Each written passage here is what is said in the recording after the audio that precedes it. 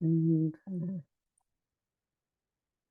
Bueno, nos quedamos. ¿Cómo? Hola, Gloria.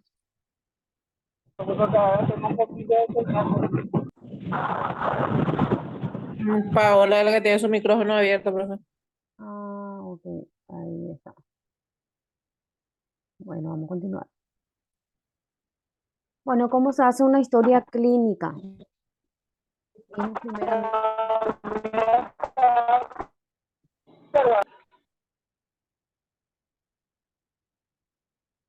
primeramente vimos lo que es la entrevista a un paciente. Luego tenemos revisión de sistemas. Una revisión de sistema o ROS es una herramienta útil para recopilar información esencial acerca de un paciente. Esto implica una evolución de los sistemas orgánicos de su cuerpo. El ROS puede descubrir signos o síntomas que el paciente podría haber dejado pasar como algo sin importancia o sin ninguna relación con su estado. La revisión de sistemas se lleva a cabo normalmente de pies a cabezas, por lo que una revisión exhaustiva sería comenzar con una evaluación de los ojos, oídos, nariz, boca, garganta. La revisión continuará con una evolución de los sistemas cardiovasculares, respiratoria, gastrointestinales, genitourinarios, osteomusculares, tegumentos, neurológicos y endocrinos, el estado mental, la función inmunológica y cambios en el peso pueden ser considerados durante la revisión de los sistemas. Los historiales clínicos pueden organizarse de diferentes maneras dependiendo de la forma en el que, que el hospital recopile la información. Estábamos hablando que hay hospitales que siguen utilizando el soporte de papel y hay otros lugares que tienen todo informatizado. Por eso dice, depende mucho de la forma de cómo se maneja el hospital o cómo recopile o procese la información de los pacientes. Para facilitar la gestión de un material tan sensible, cada vez es más habitual usar un software para la gestión de historias médicos. Pero como habíamos dicho y hablado anteriormente con las compañeras, hay algunos hospitales que siguen utilizando el soporte papel. Bueno.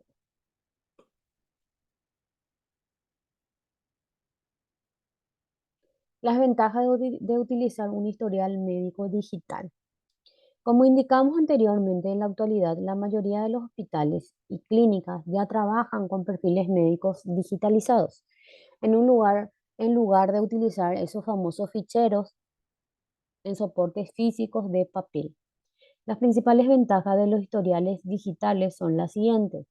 Es posible trabajar en tiempo real, incluso si varias personas están trabajando al mismo tiempo en un mismo perfil. La información se actualiza en el mismo momento en el que llega al sistema digital, siendo visible para cualquier persona autorizada. O sea, para cualquier médico que integre el equipo médico que trata a ese paciente una determinada patología. Por ejemplo, si le vio un fisioterapeuta, ahí va a estar la indicación del fisioterapeuta. Si le vio un traumatólogo, lo mismo. Si le vio un infectólogo, va a poner su parecer sobre el punto. Una de las principales ventajas de los historiales digitales es que son más seguros que los ficheros físicos. Trabajar en la nube significa proteger nuestros archivos. Al contrario, la información en papel es susceptible de ser dañada o consultada por personas no autorizadas a tal fin. Ahorra espacio físico en dependencias médicas. Los archivos digitales no ocupan un espacio real. Es cierto que se almacenan en servidores compartidos, pero estos no están físicamente en la clínica, sino que está todo en un software que son enviados a la nube para evitar que esa información personal de ese paciente se pierda. No sé si hasta aquí tienen alguna pregunta. No, profe. Creo que yo nomás lo ya estoy, se fueron todas las chicas. Sí, Gloria, te quedaste vos solita, Maena. Bueno,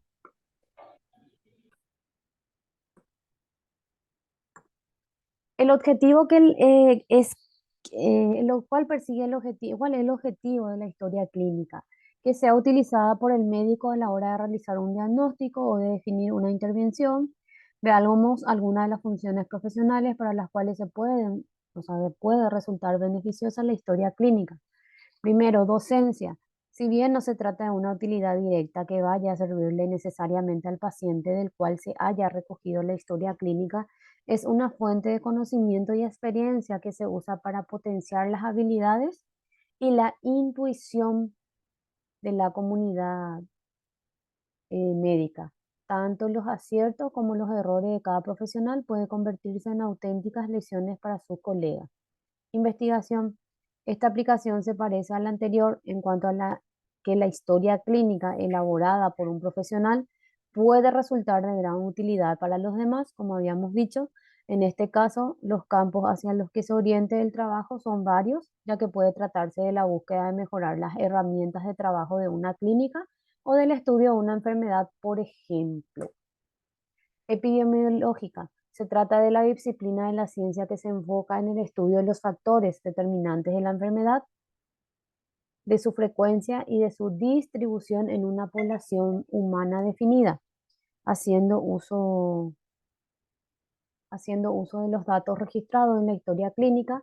Es posible la extrapolación de información sanitaria y perfiles a nivel regional, nacional o incluso internacional. Gestión y administración.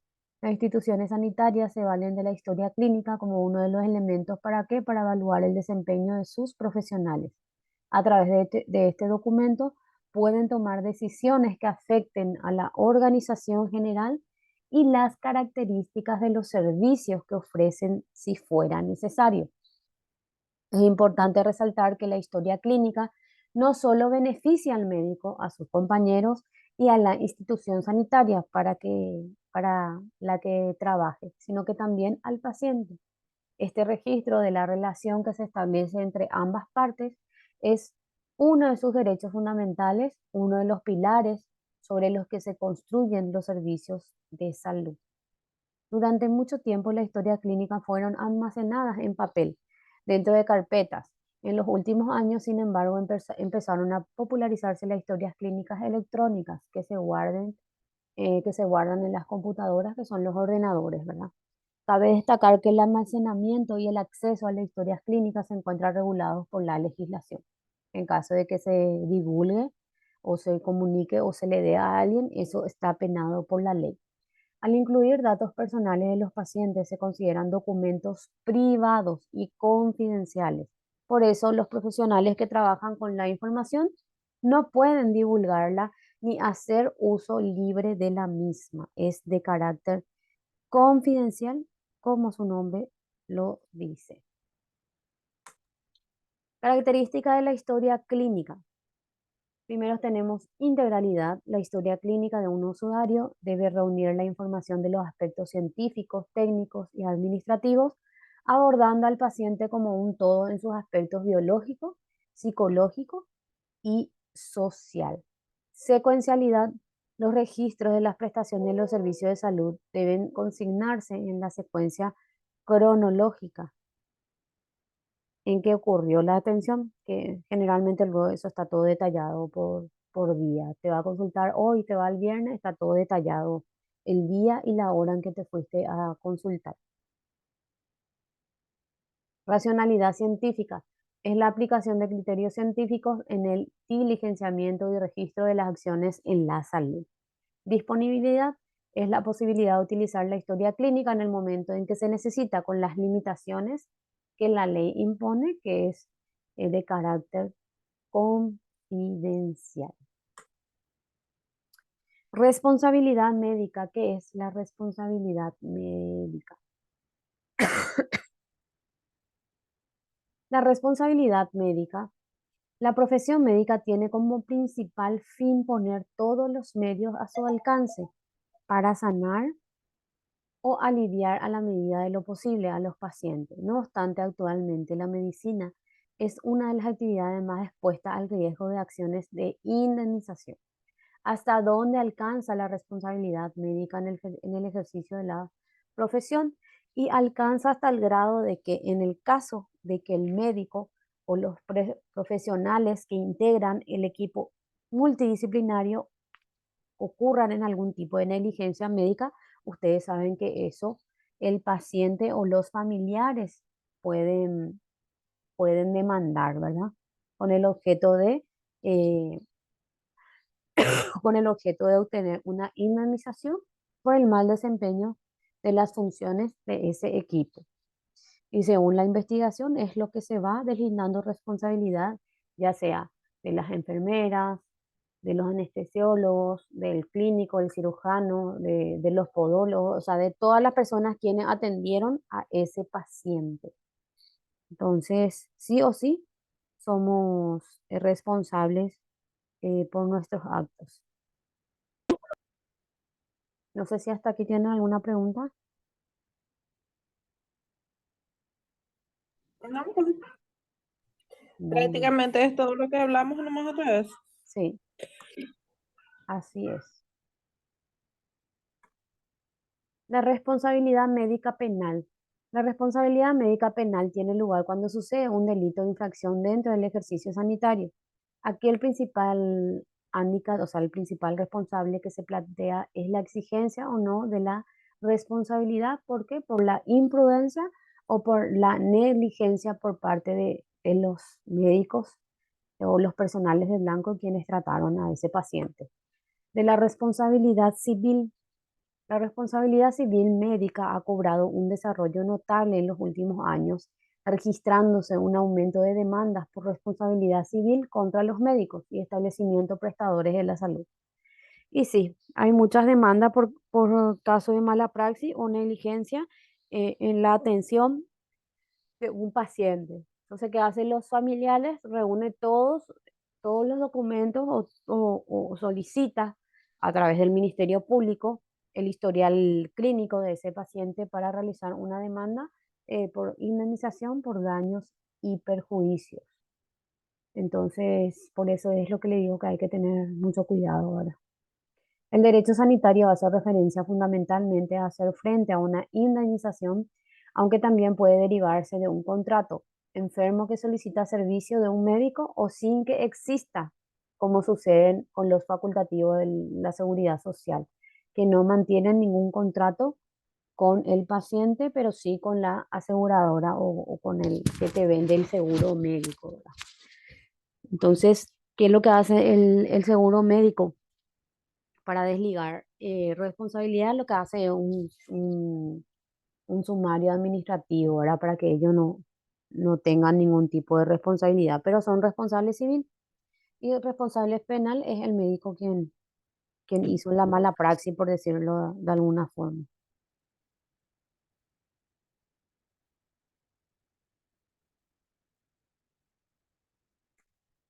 El compromiso con los pacientes.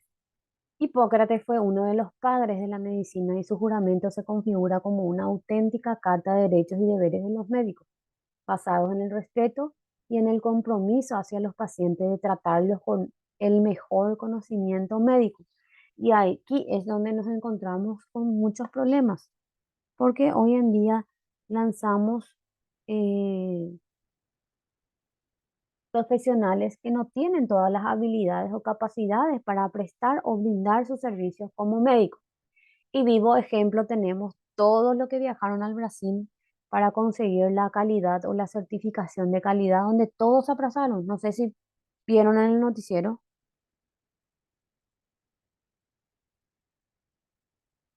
Eso no, profe. No. Bueno, hubo una cantidad de como 50 médicos que se fueron para rendir en Brasil para tener la calidad, ¿verdad? Educativa, o sea, del conocimiento, y toditos se aplazaron y volvieron Ah, otra vez aquí. para que tengan certificación internacional. Sí, exactamente. Ay, no lograron. No lograron. Ni siquiera el puntaje mínimo pudieron alcanzar. Todito aplazados y volvieron a nuestro país. Ahí fue. No, ya te digo, en mano de eso estamos. Y así, bueno. En esta línea, la Declaración de Ginebra, promesa del médico, representa una actualización del juramento hipocrático sobre la responsabilidad profesional médica propuesto por la Asamblea General de la Asociación Médica Mundial, por sus siglas en inglés, ¿verdad? WMA. En septiembre de 1948 en Ginebra, Suiza, sobre la responsabilidad profesional médica y tiene por objetivo crear una base moral para todos los médicos al par de que recoger todos los valores que son el ADN de la profesión. Entonces hay que tener cuidado. Uy. En ella se declara que como miembro de la profesión médica, estos prometen solamente dedicar su vida al servicio de la humanidad, velar por la salud de los pacientes, así como respetar su autonomía y dignidad, no permitir que la edad, enfermedad, incapacidad, credo, origen étnico, sexo, nacionalidad, raza, afiliación política se interpongan en sus deberes, aparte de que guarden y respeten los secretos que se le hayan confiado, entre otros supuestos. Bueno, acá tenemos entonces la confiabilidad de que todo lo que tenga o lo que llegue a conocimiento de ese médico con respecto a la salud de un paciente tiene que ser confidencial. ¿Y qué dice acá? Que la obligación del médico es atender a los pacientes que necesiten de su servicio. Y acá es donde nos aplazamos, porque hay personas que se van y son cero empáticos. Te vas al IPS, vamos a ir al ejemplo que dio la compañera, y no estás todavía en trabajo de parto, te manda otra vez. Y vos te vas a caminar, caminar, te manda otra vez ya, hoja zapamalan de fecha, como se dice, y ya tu bebé empezó a tragar líquido. Y se va y le hacen la cesárea de urgencia, pero el bebé ya tragó todo el líquido y a veces ocurre un desenlace fatal y otras veces que tienen que hacer todo lo necesario para tratar de salvarle la vida a ese feto, que ya hubo muchos casos en IPS. Entonces, como futuros miembros o profesionales de blanco, la buena atención y la calidad y las habilidades y la competencia que tengan dentro del ejercicio de su profesión, eso habla de su persona. No sé si tienen hasta aquí alguna pregunta.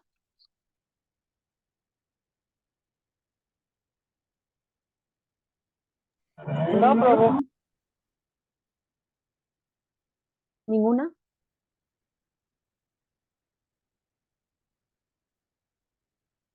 Yo no, profe. Están Bueno, todas mudas. Gloria.